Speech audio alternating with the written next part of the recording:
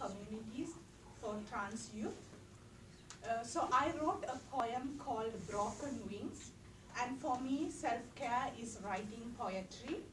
And also I want to present this poem in this because many times what happens as a child, it affects the teens, and we don't understand that, because many times we think why the teen is behaving in a certain way.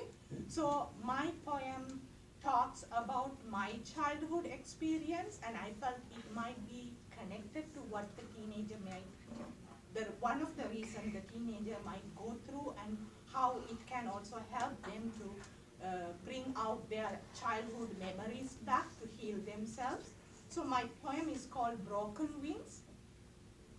Always I flew to him like a bird to get his love. I longed for a dad and found that love in him. I could feel like a princess in his presence. I felt as I am loved and cared like a child by him. Always I shared like a parent all what I have learned. On that moment I smelled a smell of alcohol. I could feel he was acting in unusual way. I felt it was wrong, but I didn't know what to do. Always I felt like a flying bird resting in his hands. On that moment I felt like crushed by his arms. I couldn't move myself and stayed as a dead body.